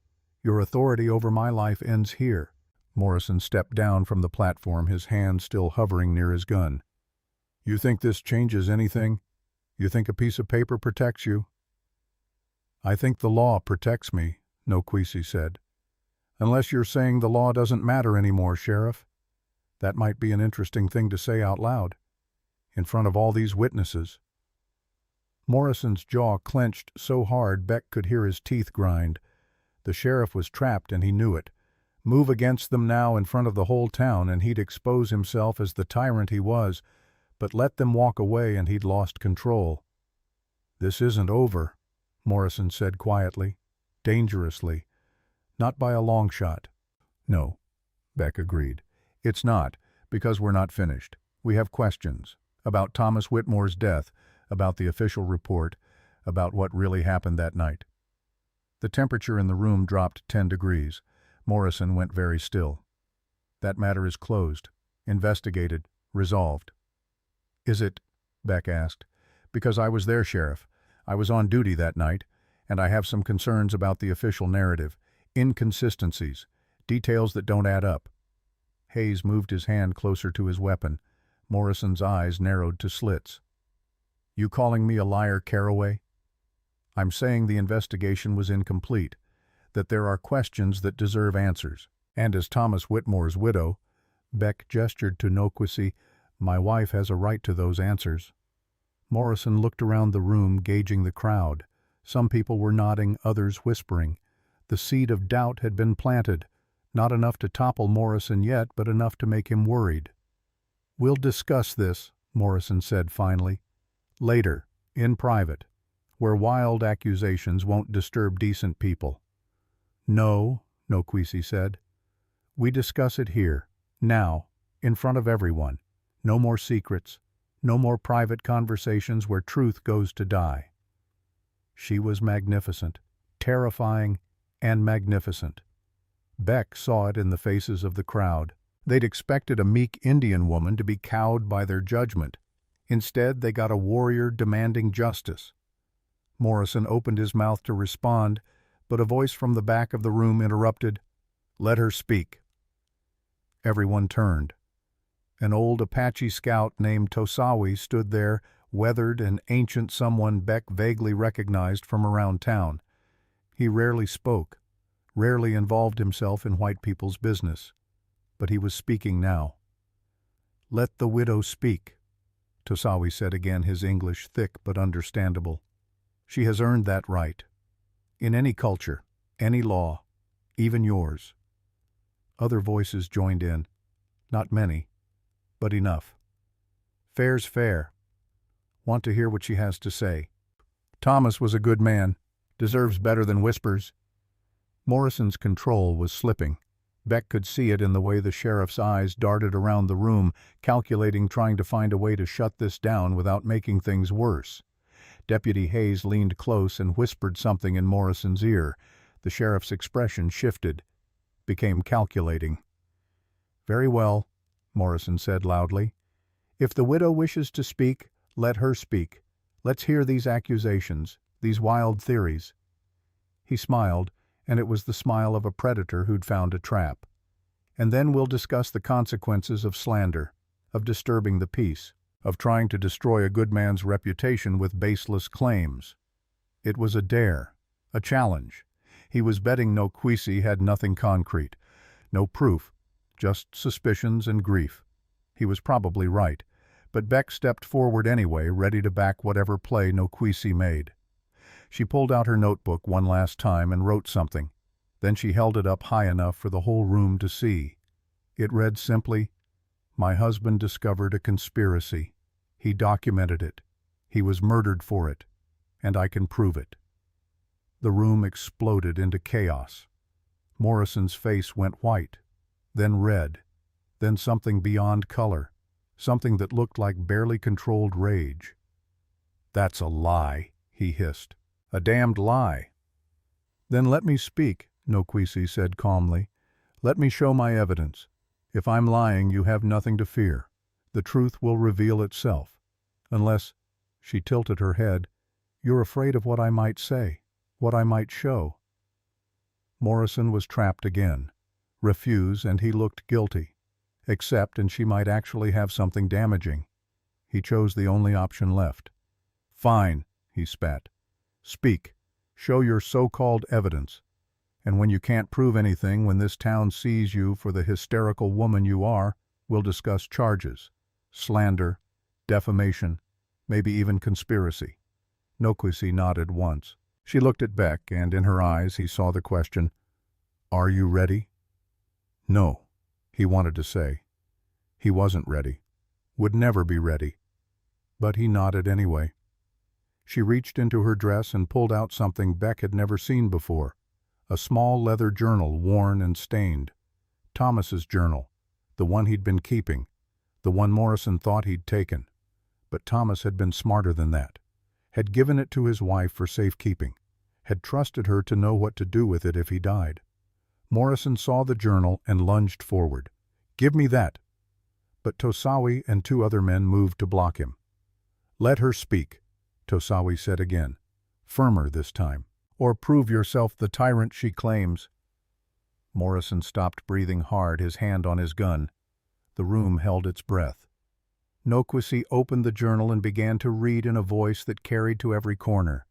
And Beck realized that whatever happened next, whatever Morrison did in retaliation, the truth was finally being spoken. After 14 months of silence, justice had found its voice. Nokwisi's voice carried through the packed town hall like a blade cutting through fog. She read from Thomas's journal, each entry a careful documentation of dates, shipment numbers, discrepancies that painted a picture of systematic theft and corruption. September 12, 1885. Manifest shows 200 rifles shipped to Fort Laramie. Only 147 accounted for in inventory. Lieutenant Morrison signed the receiving document. No explanation for the shortage. She turned a page, her fingers steady, even as Morrison's face twisted with rage. September 28th. Ammunition shipment. Ordered 5,000 rounds. Received 3,200. Again, Morrison's signature. Again, no investigation. October 4th. Conversation overheard between Lieutenant Morrison and unknown civilian.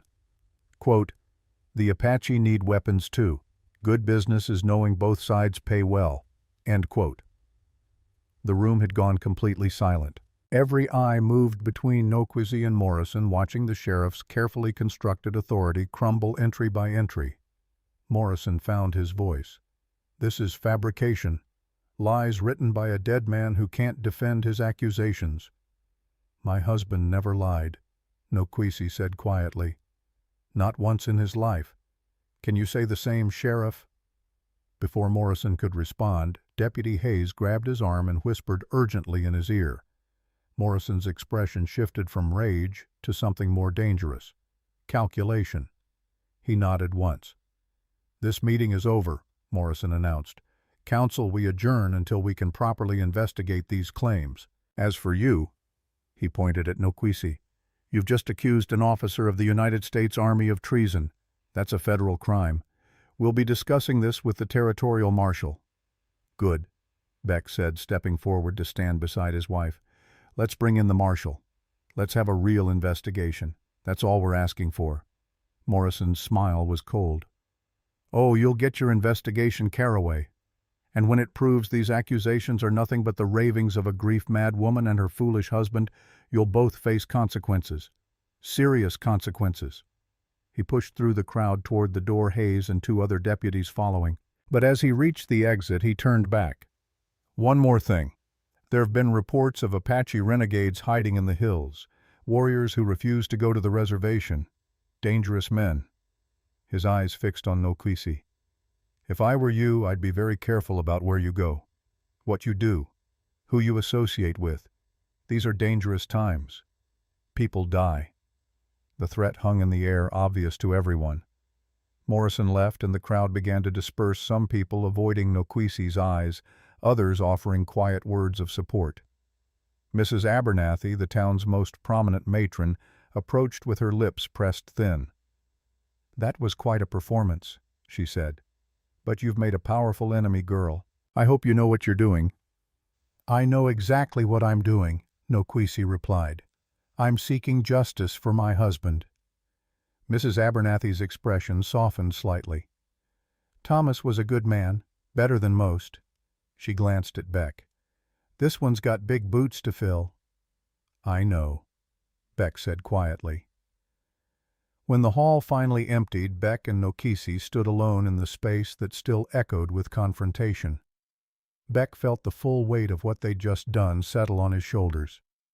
"We can't go back to your forge," he said. "Morrison will send men tonight. Maybe to arrest us. Maybe worse." Nokwisi nodded.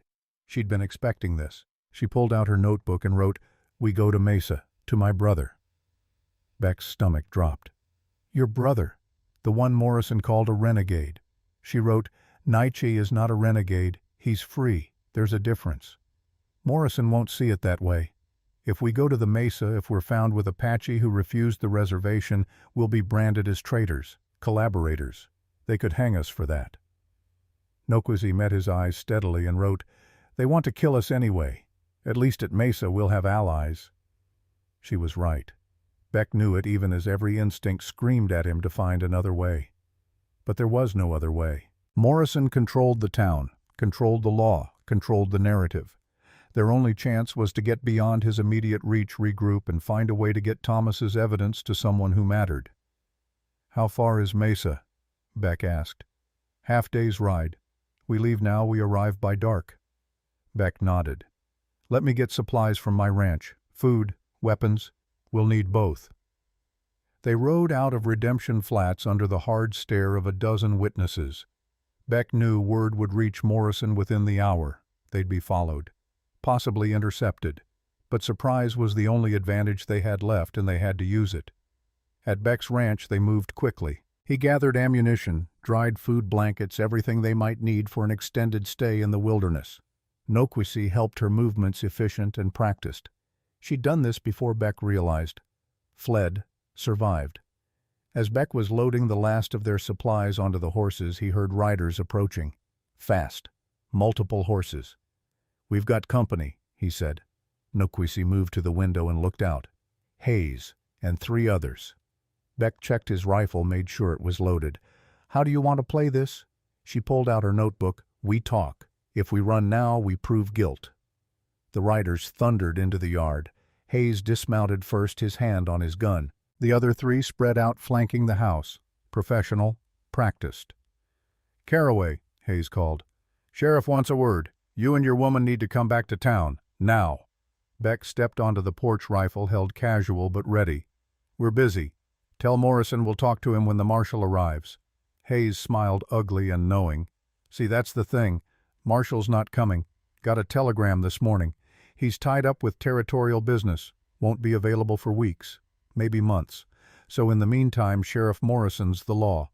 And the law says you need to come with us." "On what charges?" Beck asked.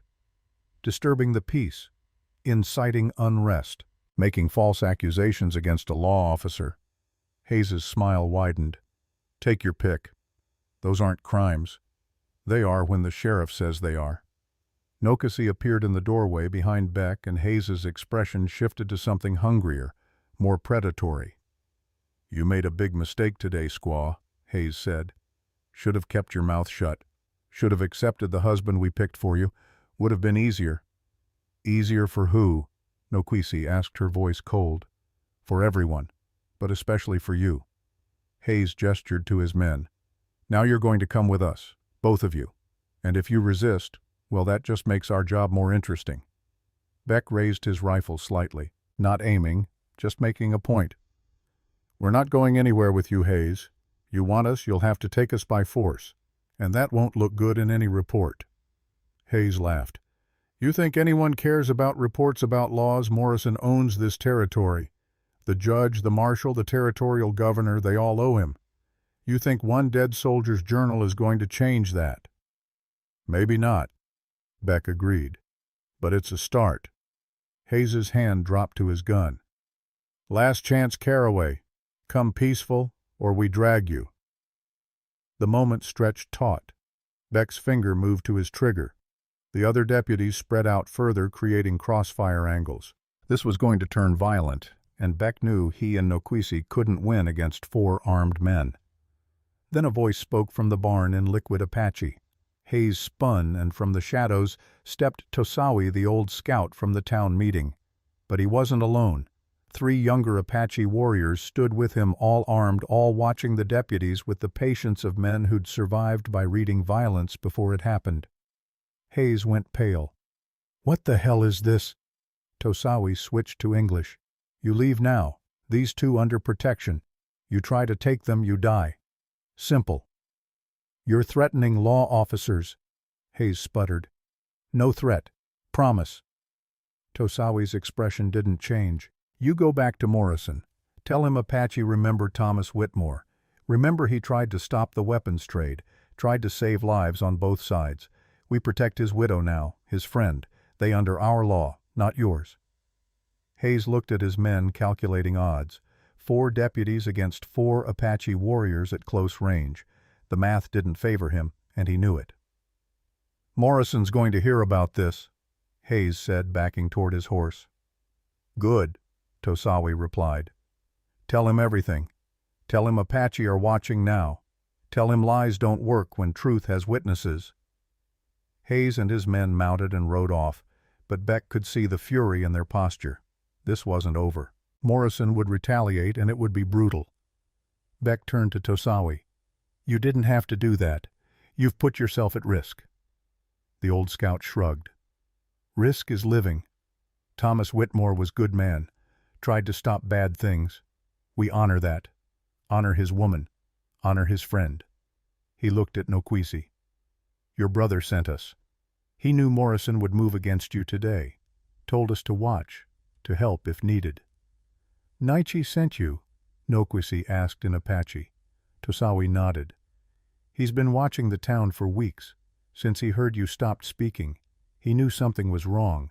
Knew you'd need help eventually." "Take us to him," Nokwisi said. Tosawi gestured to the horses. "Already planned. We ride now, before Morrison brings more men." They rode hard toward the mesa, leaving Beck's ranch behind. He didn't look back. Whatever life he'd built there was finished. He was a fugitive now, married to a woman the territory considered troublesome, protected by Apache warriors the government wanted eliminated. There was no going back, only forward. They reached the mesa as sunset painted the sky red and gold. The formation rose from the prairie like a fortress, its flat top invisible from below, accessible only by narrow trails that could be easily defended. Tosawi led them up a winding path that seemed barely wide enough for the horses. Beck's mount balked several times, but Nokwisi's mare climbed steadily, sure-footed and calm. At the top, Beck saw what Morrison had been calling a renegade camp. It wasn't. It was a village. 20 wickiups arranged in a careful circle. Gardens, a corral with horses, children playing, women working, men repairing weapons and tools. A community. Not raiders, not renegades, people trying to live free. A man stepped forward from the largest wickiup, tall and broad-shouldered, his face carrying the same fierce beauty as Nokwisi's. Her brother. Naiche. He spoke in Apache too fast for Beck to follow, and Nokwisi responded in the same language. Then Naiche turned to Beck, switching to English. "You're the coward," he said. "Not a question, a statement." Beck flinched but nodded. "Yes. Thomas wrote about you. Said you were good man, afraid, but good." Naiche studied him. He was right. "I hope so," Beck said. "I'm trying to be." Naiche grunted. "Trying is not being, but it's start." He gestured toward the fire at the center of the village. "Come, eat, rest. Tomorrow we talk about what comes next." They sat around the fire and Naiche introduced them to the others. Men and women who'd refused to go to the reservation, who'd chosen freedom over safety. Their stories were similar. Families torn apart, land, stolen promises broken. They'd come here to preserve what little they could of their old ways. Inside the box was another journal, smaller than the one Nokwisi had shown at the town meeting. Thomas had been careful, keeping 2 separate records. The first journal, the one Nokwisi had read to the town, documented his observations and suspicions. This second one contained the proof, names, exact amounts, dates that could be verified. This one's pages were filled with names, dates, amounts, a complete ledger of Morrison's operation. But more than that, it contained letters, correspondence between Morrison and officials in Cheyenne and Washington. Proof that the corruption went far beyond one sheriff in one small town.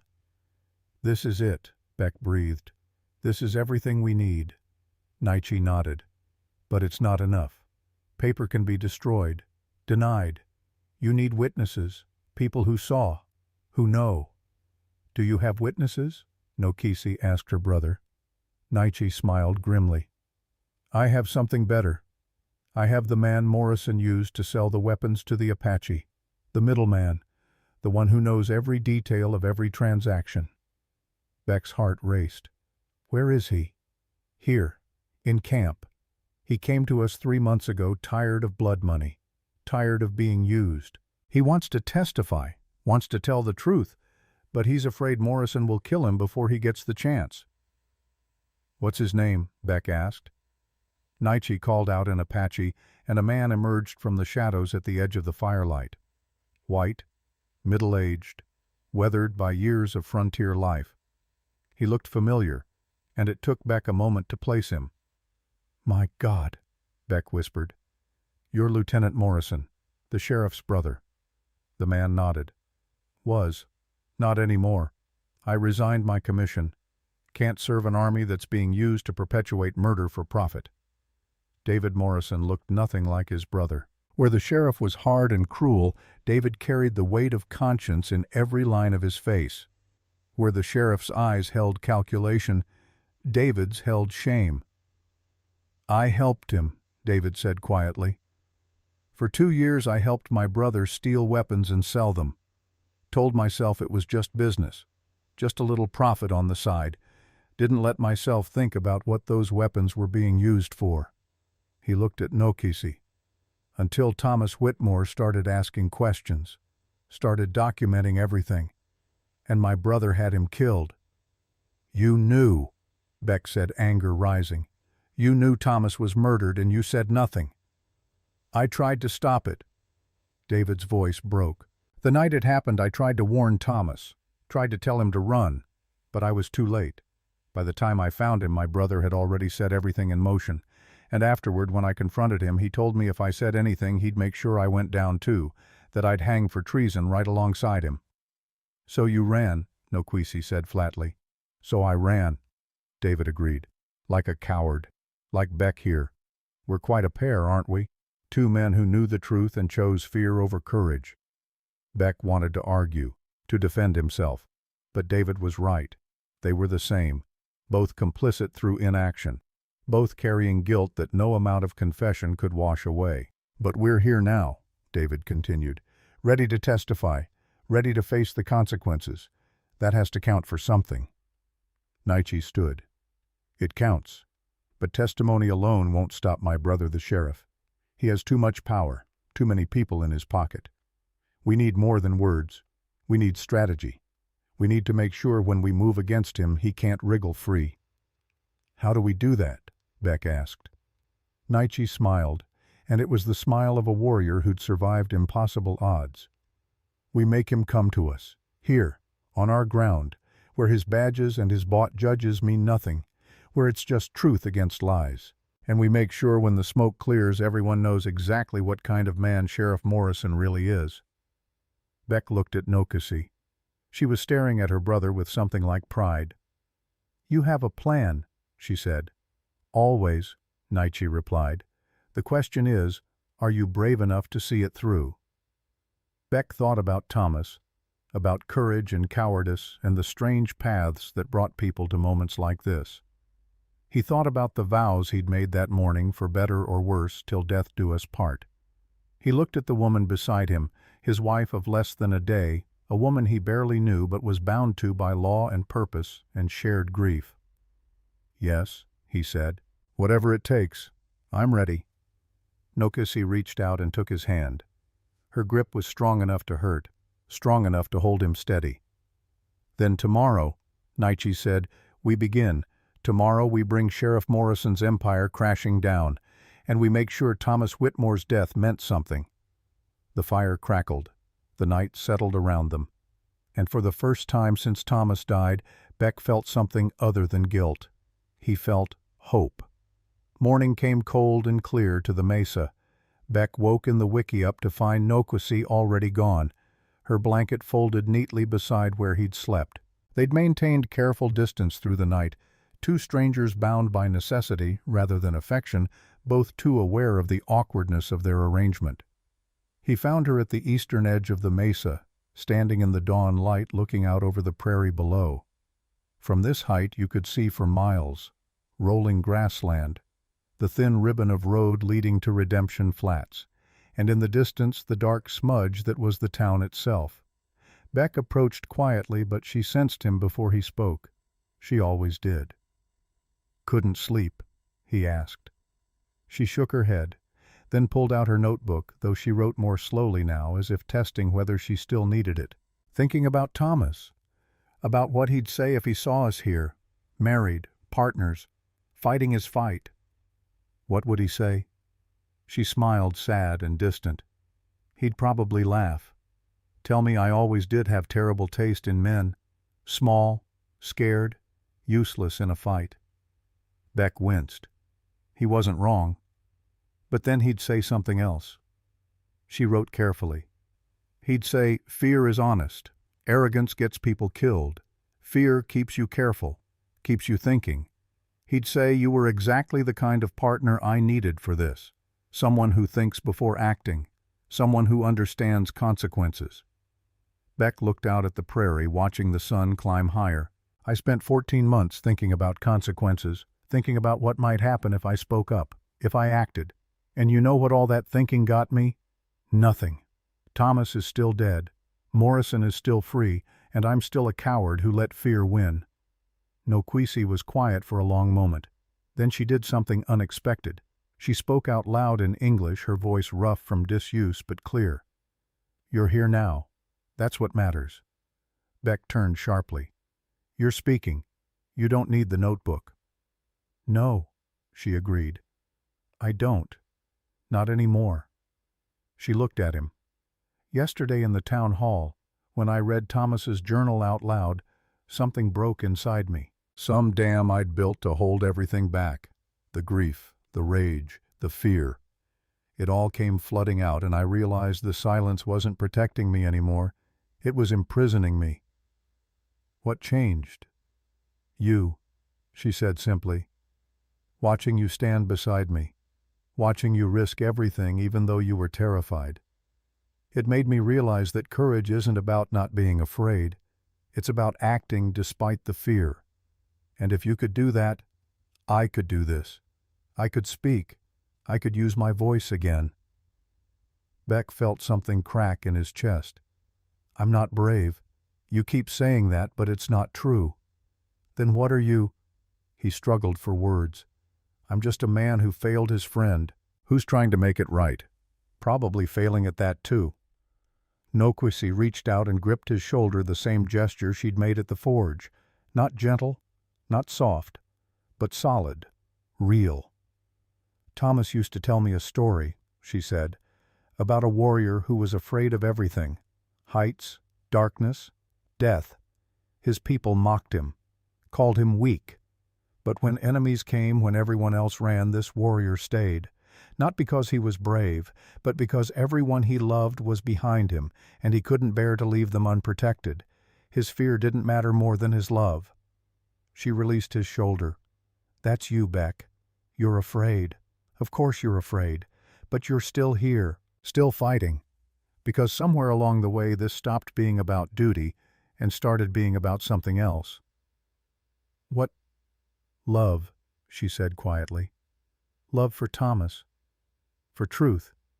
Maybe even for me, in whatever strange way we've found ourselves bound together." Beck wanted to deny it.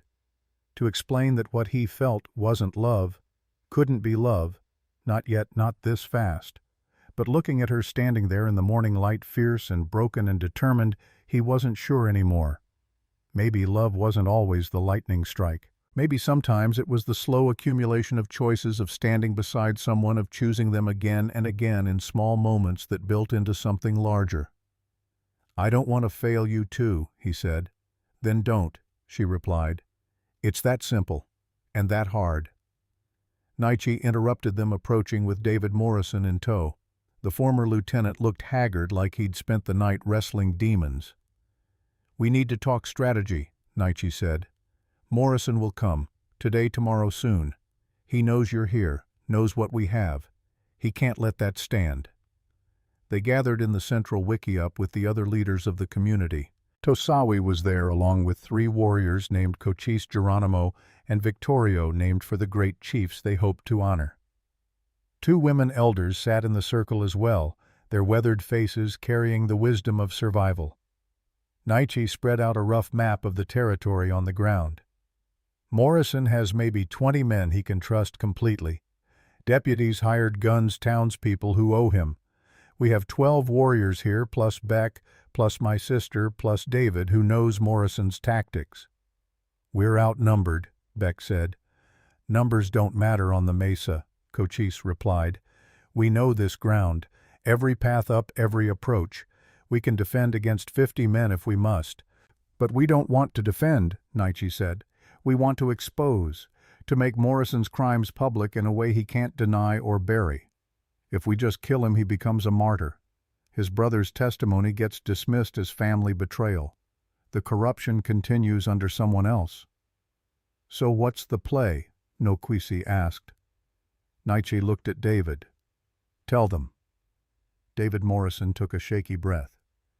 My brother is arrogant, always has been. He believes he's untouchable, that his connections, his money, his power make him invincible.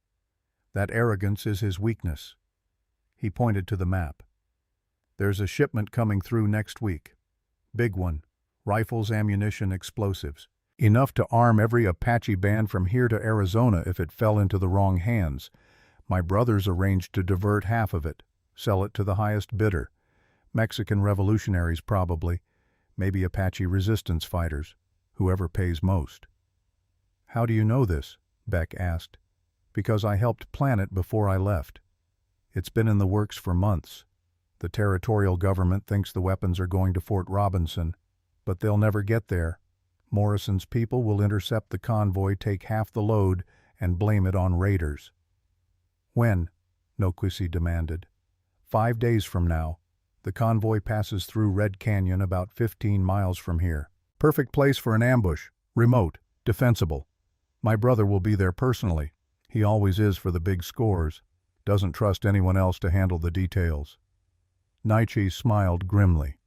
So we intercept the interceptors, catch Morrison in the act, with witnesses, with proof he can't deny. Who are the witnesses? Beck asked. Who's going to believe a bunch of Apache and a disgraced soldier? Not just us, David said. I sent telegrams before I came here, to the territorial governor's office, to the Army Inspector General, to a newspaper editor in Cheyenne who's been trying to expose frontier corruption for years, told them all to be at Red Canyon on that date, told them they'd see something that would change everything. And they'll come? Beck asked skeptically. They'll come, David said, because I gave them enough details to make it irresistible, and because I signed the telegrams with my real name, my rank, my service record. I staked my entire reputation on this. They'll come to see if I'm telling the truth or if I've gone mad. Beck whistled low. That's either brilliant or suicidal. It's both, David agreed. But it's our only shot. We catch Morrison in the act in front of official witnesses with undeniable proof, and his whole empire collapses. Everyone he's bought, everyone who's looked the other way, they'll all scramble to distance themselves.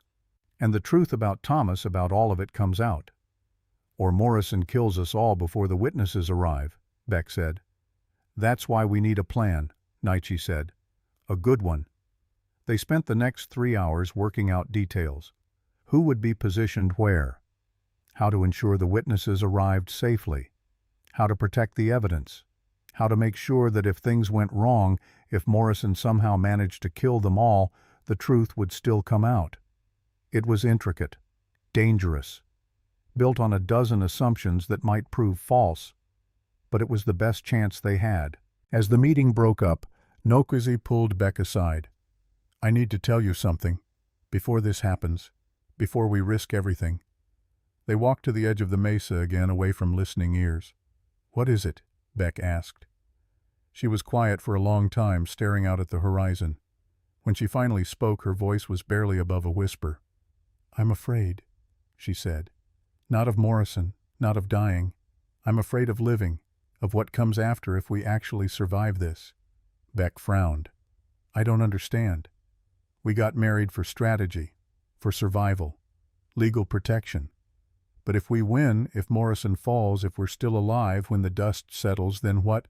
We're bound together, husband and wife. Not because we chose each other out of love, but because we needed each other to stay alive. She turned to face him. What happens when you don't need me anymore, when the danger passes and you're free to walk away? Do we just pretend the marriage never happened? Do we get it annulled?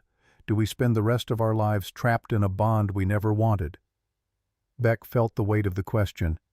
He'd been so focused on survival, on justice, on making it through each day, that he hadn't thought beyond the immediate crisis. "I don't know," he admitted. "I haven't thought that far ahead." "Neither have I," she said. "Until last night, lying there in the dark, listening to you breathe, thinking about how strange it is to be married to someone I barely know, someone who's seen me at my weakest, someone I've had to trust with my life even though every instinct screams not to trust anyone." "Are you saying you regret it?" Beck asked carefully. "No," she said immediately. "I don't regret it. It was the right choice, the only choice. But I need to know before we do this, before we risk our lives, what you want. Who you are when you're not running, not hiding, not weighted down by guilt." Beck considered the question. Who was he when he stripped away all the fear and shame and self-loathing? "I don't know that either," he said finally. "I've been afraid for so long I can't remember what I was like before. Can't remember what I wanted, what I dreamed about, who I thought I'd become." He looked at her. "But I know this. These past few days standing beside you, fighting beside you, I've felt more alive than I have in years. Maybe ever. And I know that whatever happens at Red Canyon, whatever comes after, I don't want to walk away from that. From you. From this person I'm becoming when I'm with you." Nokwisi's eyes widened slightly. "Beck, I'm not saying I love you," he continued quickly. "I'm not even sure I know what love is anymore. But I'm saying I want the chance to find out. If we survive this, if we get through it, I want to see what we might be when we're not just fighting to stay alive, when we have time to breathe, to talk, to figure out if this strange partnership could become something more." She was quiet for so long Beck thought he'd said the wrong thing, pushed too far, assumed too much. Then she reached out and took his hand. Her grip was gentler this time, almost tender. "Okay," she said softly. "If we survive Red Canyon, if we make it through, we'll try. We'll see what we are when the war is over." "And if we don't survive?" Beck asked. She smiled, sad and knowing. "Then at least we died trying to do something right. Something Thomas would have been proud of. That's more than most people get." Beck squeezed her hand. "He would be proud of you, is proud of you, wherever he is. And of you," she said, "for finally finding the courage he always knew you had." They stood there together, hand in hand, looking out over the prairie that would soon become a battlefield. Two broken people who'd found each other in the wreckage of their separate griefs. Two unlikely partners bound by law and circumstance, and something neither of them quite understood yet. But whatever it was, it felt like the beginning of something, like hope taking root in scorched earth. The next 4 days passed in preparation. The Apache warriors taught Beck and Nokwisi the fighting tactics they'd need. How to move silently through brush, how to use terrain for advantage, how to make every shot count when ammunition was limited. Nokwisi was a natural. Her height and strength combined with the skills she'd learned from her father's people made her formidable. Beck struggled more, but he was determined, and determination counted for something.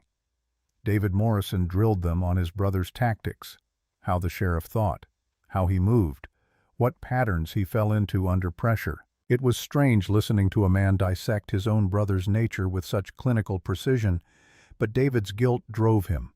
This was his penance, his attempt at redemption. On the 4th night, as they sat around the fire, Tosawi told stories of the old days. Before the reservations, before the wars, when the Apache had ranged freely across lands that belonged to no one and everyone. "Those days are gone," he said quietly, "never coming back. But we can still live with honor, still fight for truth, still choose the hard path because it's the right path. That's what Thomas Whitmore did. That's what you're doing now." He looked at Nokwisi. "Your mother would be proud. She always said you had the heart of a warrior hiding inside that gentle girl who loved flowers and songs. Looks like she was right. Nokwisi's eyes glistened, but she didn't look away. Tell me about her. About before. And Tosawi did. He told stories late into the night about Nokwisi's mother who died when she was young, about the woman's strength and wisdom and fierce love for her daughter, about how she'd chosen to marry a white man not out of weakness, but because she'd seen in him a rare thing: respect. True respect that crossed the boundaries of race and culture. She'd want you to find that too, Tosawi said. That respect, that partnership, whether you find it with this man or another, with an Apache or a white man or anyone else.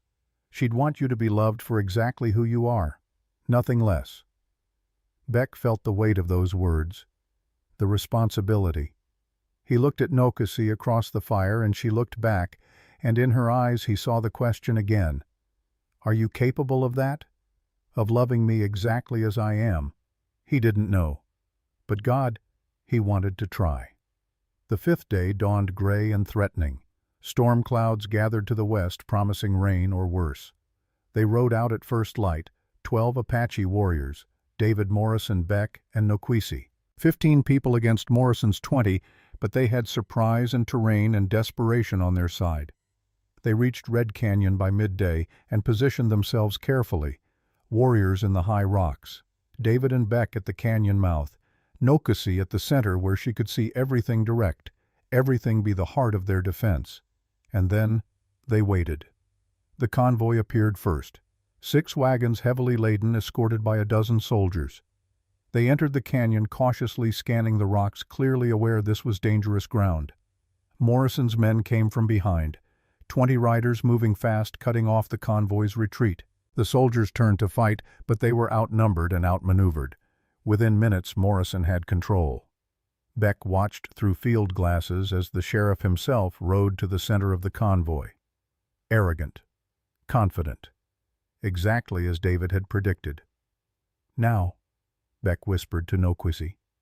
Wait, she said. The witnesses need to see. And there, coming down the eastern trail, Beck spotted them. 3 men in civilian clothes, the territorial governor's representative, the army inspector, the newspaper editor, all watching, all witnessing. Morrison saw them at the same moment. His head snapped around, and even from a distance Beck could see the shock on his face. Now, Nokwisi said. She stood up on the ridge, and her voice rang out across the canyon, clear and strong and undeniable. Sheriff Morrison, you're under arrest for treason, murder, and theft of government property. Surrender now and face justice. The canyon erupted into chaos. Morrison's men scattered, looking for targets. The Apache warriors opened fire, careful shots that wounded rather than killed, pinning Morrison's people down. Beck and David moved to protect the witnesses, making sure they couldn't be silenced or driven away. And in the center of it all, Nokwisi stood tall, a warrior woman who'd finally found her voice and was using it to bring down the empire built on her husband's death. The battle lasted 10 minutes. 10 minutes of smoke and thunder and desperate violence. When it ended, Morrison was on his knees, hands bound, surrounded by witnesses and evidence and the ruins of his carefully constructed lies. David Morrison stood before his brother, and the grief on his face was terrible to see. It's over, David said. All of it. Over. The sheriff looked up at his younger brother, and in his eyes was nothing but pure hate. You've destroyed us both. No, David said quietly. You destroyed us. I'm just trying to save what's left. The territorial representative stepped forward, flanked by the inspector and the editor, all 3 men pale but determined. Sheriff Morrison, by the authority vested in me by the territorial governor, you are under arrest. You will be taken to Cheyenne to face charges, and God help you, because I don't think anyone else will. Beck looked for Nokwisi and found her standing apart from the others. Her face turned up to the sky where the storm clouds were finally breaking. Rain began to fall, soft at first, then harder, washing over all of them. He walked to her side and stood there, saying nothing, just being present. After a long moment, she spoke. It's done. Thomas can rest now. Yes, Beck agreed. He can. She turned to him, rain streaming down her face, mixing with tears. What do we do now? Beck took her hand. We go home. We build something new. We try. Together. Together. And there in the rain, surrounded by the aftermath of violence and justice, finally served Nokisi leaned down and kissed Beck properly for the first time. Not a blessing on the forehead. A real kiss, full of promise and possibility and the tentative beginning of something that might eventually become love. When they broke apart, Beck smiled. I think Thomas would approve. Nokisi smiled back, genuine and bright despite everything. I think he would too. They rode back to the mesa together, and from there to Redemption Flats, where the news of Morrison's arrest had already spread like wildfire. The town that had scorned them, threatened them, tried to control them, now looked at them with something like awe. The giant Apache woman and the small, scared man had brought down a tyrant, had exposed corruption that reached all the way to the territorial capital, had proven that courage came in unexpected forms, and that justice, though delayed, was still possible. It would take months to untangle all of Morrison's crimes. Years, maybe, but that was work for lawyers and judges and politicians. For Beck and Nokisi, the work ahead was simpler and infinitely more complex. Learning to be married for real, learning to trust, learning to love, learning to live when they'd spent so long just trying to survive. But they would do it together, one day at a time, one choice at a time.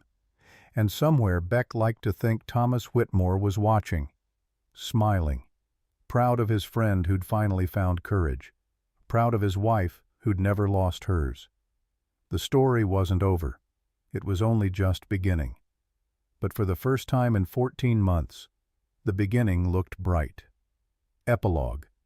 The first snow of November dusted the prairie white when Beck found Nokisi at Thomas's grave. She knelt in the frost, her hand resting on the simple wooden marker they'd replaced with granite 3 months ago.